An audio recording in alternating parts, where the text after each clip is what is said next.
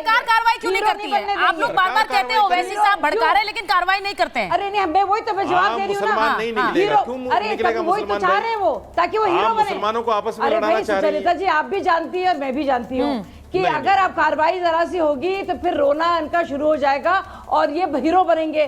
सरकार को बिल्कुल हीरो नहीं बनाना चाहिए, इनको बिल्कुल इग्नोर करना चाहिए। ठीक है, मैं एक बार बताऊं, आज एक बहुत तल्ख लहजे में बनाएंगे रशीदी जी, हम नहीं यूपी के मंत्री संजय निषाद ने बहुत तल्ख लहजे में आज असदुद्दीन ओवैसी को जवाब दिया है। रशीदी साहब, मैं वापस आ रही हूँ। संजय निषाद ने बहुत तल्ख लहजे में जवाब दिया है। एक बार संजय निषाद हमारे साथ जुड़ रहे हैं, मैं संजय जी के पास एक बार जा रही हूँ। संजय जी, होली पर भी भड़काऊ बयान आ गया असदुद्दीन ओवैसी का। मुझे लग रहा था होली पर नहीं आएगा, लेकिन वो कह रहे हैं कि हमारी वक्फ को लेकर एक बड़ा आंदोलन कुछ घंटों बाद शुरू होगा, सबको उसमें शामिल होना है। संजय जी, वो अगर एक पार्टी के नेता और सांसद हैं तो हम एक सरकार के अंग हैं। मैं कैबिनेट मिनिस्टर हूं और सरकार बड़ी चीज होती है और किसी नेता से। और दो धमकी, देश संविधान से चलता है और संविधान से समस्याओं का समाधान होता है। अब शरीयत से देश नहीं चलेगा और ये लोग शरीयत से देश चलाने वाले को पाकिस्तान, जिनको शरीयत पसंद थी वो पाकिस्तान चले गए और जिनको संविधान पसंद था वो भारत रह गए। तो अगर आपको लगता है कि संविधान में उन्हें दर्द है तो ये भी पाकिस्तान चले जाएं जहाँ शरीयत वाले गए हैं। हम कह रहे वक्फ बोर्ड कैसा कानून चाहिए जनता के हित में, गरीब का। इस वक्फ बोर्ड से, वक्फ बोर्ड की इन लोगों के जो पुराने कानून थे, किस गरीब मुसलमान का भला हुआ? अल्लाह के नाम का खाता वक्फ बोर्ड, अगर अल्लाह के नाम के खाते का वक्फ बोर्ड का क्या इस्तेमाल हुआ, कैसे कैसे उस पर अवैध कारोबार किए गए, क्या क्या। तो देश के विकास के देखिए, एक राजनीति, एक सरकार एक अभिभावक होती है जनता के पैसे के लिए, जनता के भविष्य के लिए, देश के विकास के लिए, देश के सुरक्षा के लिए, देश को एक विकसित बनाने के लिए सारा कुछ है। तो उसमें ये लोग बीच में अड़ंगा, इन्हीं के लोग भी अब साथ में रहेंगे जब सही बात जानेंगे। ये गलत है और जो जैसा कानून होगा हाँ। देखिए, क्या दूसरे दर्जे के नागरिक वो हैं? क्योंकि वो कह रहे हैं हमें तो दूसरे दर्जे का नागरिक बना दिया, हमें बोलते हैं पाकिस्तान चले जाओ, इस तरह के बयान देते रहते हैं। वो कह रहे हैं हमारे लोगों को इसी तरह का बना दिया है, जिनको बार-बार किसी नागरिक को सम्मान, सुरक्षा और समृद्धि ये संविधान का है और इसी के लिए लोकतंत्र बना था। इसीलिए देश में सामंतवादियों को और इन जालीदार वालों को हटाया गया था कि अब न तो मुगलों का राज रहेगा ना अंग्रेजों का राज रहेगा। ये जालीदार टोपी वाले वोट से राजनीति करके उनको गरीब बना रहे हैं और लोग भी ऐसे ही हैं। मैं कह रहा हूँ कि सच्चर कमेटी का रिपोर्ट कहते हैं मुसलमानों की दशा SC/ST से खराब है। अरे वोट तो यही ठेकेदार ले रहे थे ना, अब मुसलमान थोड़ा सा NDA कोड देने लगा, लेकिन ठेकेदार तो यही हैं। क्या गरीबी बढ़ाने का ठेका लिया था, बेरोजगारी बढ़ाने का ठेका लिया, उनको बर्बाद करने का ठेका लिया। मुसलमान भी अब जाग गया है। यही जालीदार टोपी वाले इन्हीं लोगों ने आज मुसलमानों की दशा खराब, वो भी इसी देश के नागरिक हैं, हमारे ही देश के नागरिक हैं। ये वो लोग हैं, ये तो अभी सुने हैं कि किसी TV चैनल बोल रहे थे हम लोग बहादुर हैं, अब कायर थे वो पाकिस्तान भाग गए, हम लोग बहादुर हैं, हम हैं। अरे पूछो उनको पुरखों से, जिनको पसंद था धर्म वो भाग गए पाकिस्तान चले गए, जिन्हें हिंदुस्तान पसंद था वो यहाँ हैं।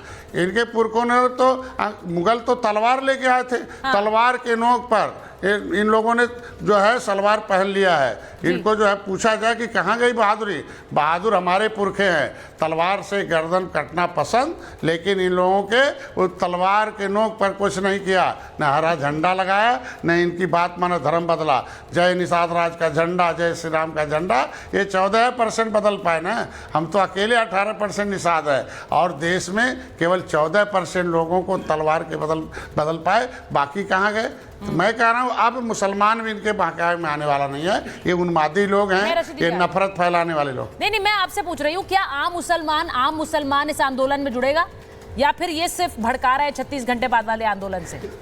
निश्चित रूप से आम जनता को सुख चाहिए, सुविधा चाहिए, शिक्षा चाहिए, रोजगार चाहिए।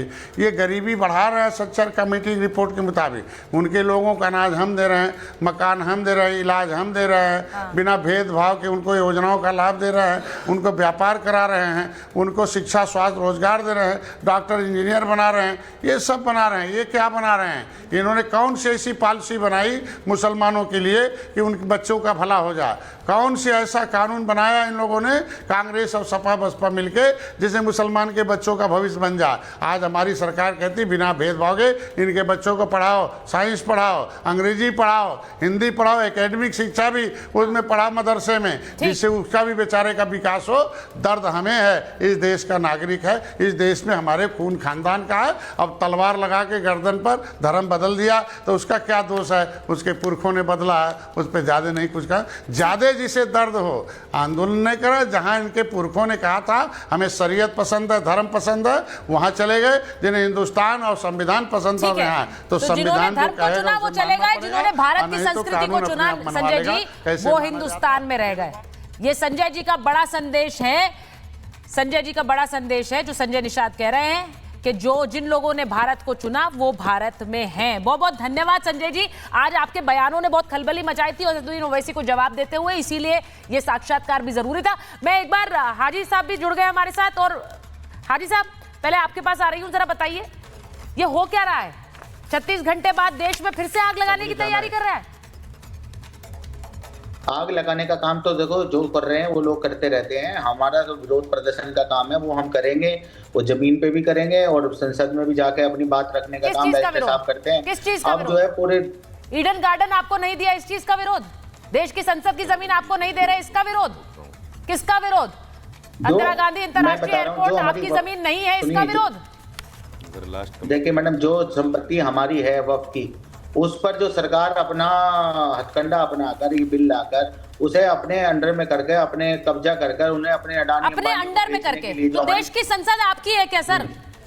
बताइए ना मुझे। ईडन गार्डन क्रिकेट स्टेडियम आपका है, हमने तो इसके लिए आप सड़क पर उतरेंगे और आग लगाएंगे?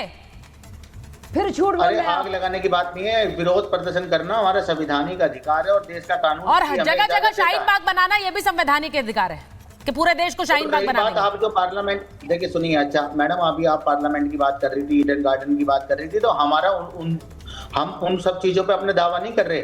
जो हमारी मस्जिदें हैं, जो हमारे कब्रिस्तान हैं, जो हमारी मदरसे हैं, जो हमारी इबादत गाहें हैं, हम अपनी वक्फ की संपत्ति के खिलाफ जो ये बिल लेकर सरकार आई है, जो हमारी संपत्तियों को छीनना चाहती है, ये हमारे खिलाफ ऐसे है जैसे हमारी नागरिकता छीनी जाती है एनआरसी के तहत।